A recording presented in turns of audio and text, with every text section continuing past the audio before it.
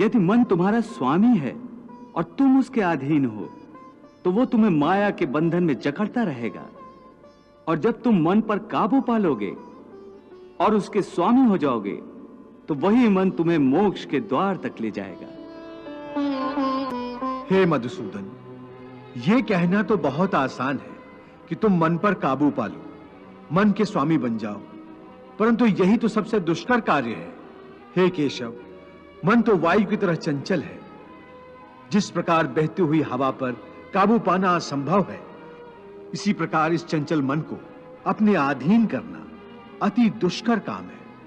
हे अर्जुन, तुम्हारा यह कहना सत्य है कि मन अति चंचल है।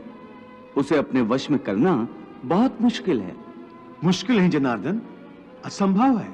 नहीं अर्जुन, मुश्किल अवश्य है, परंतु असंभव नहीं है। तुम्हारा कहना है कि मन को वश में करने का कोई तरीका, कोई साधन भी है? अवश्य है। क्या है वो तरीका? असंशयम महाबाहो मनो दुर्निग्रहम चलम अभ्यासेन तु कौन्ते वैराग्येण च गृह्यते। अर्थात मन को वश में करने के लिए उस पर दो तलवारों से प्रहार करना पड़ता है।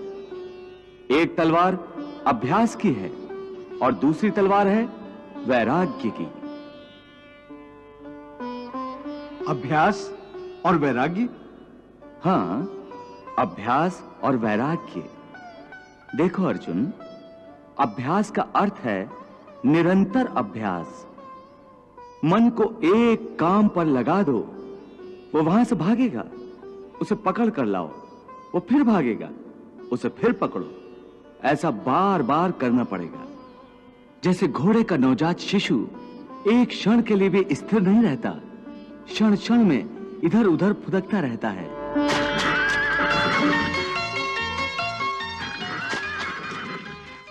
उसी प्रकार मन भी क्षण क्षण में इधर उधर फुदकता रहता है। एक चंचल घोड़े की तरह मन भी बड़ा चंचल होता है।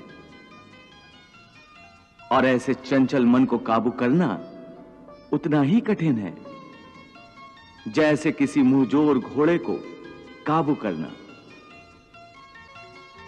ऐसे घोड़े को काबू करने के लिए सवार जितना जोर लगाता है, घोड़ा उतना ही विरोध करता है और बार बार सवार को ही गिरा देता है। परंतु यदि सवार दृढ़ संकल्प हो, तो अंत में वो सरकश घोड़े पर सवार हो जाता है। बस फिर वही घोड़ा सवार के इशारे पर चलता है।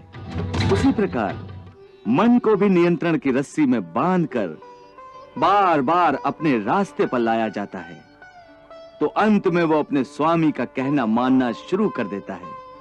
इसी को कहते हैं अभ्यास की तलवार चलाना। जब अभ्यास की तलवार से ही मन ठीक रास्ते पर आ जाए, फिर वह दूसरी वैराग्य की तलवार की क्या आवश्यकता है?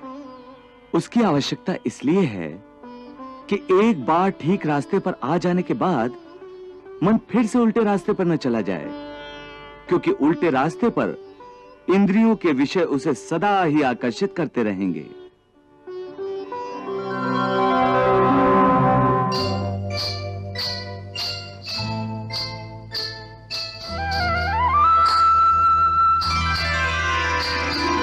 मिथ्या, भोग, विलास और काम की तृष्णा उसे फिर अपनी ओर खींच सकती है।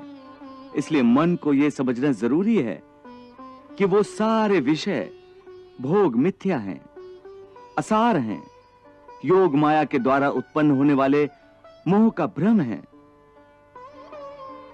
मन जब इस सत्य को समझ लेगा, तो उसे विषयों से मोह नहीं रहेगा, बल्कि उससे वैराग्य हो जाएगा। और यही वैराग्य की तलवार का काम है कि वो विषयों के मोह को काट के मन को सन्यासी बना देती है।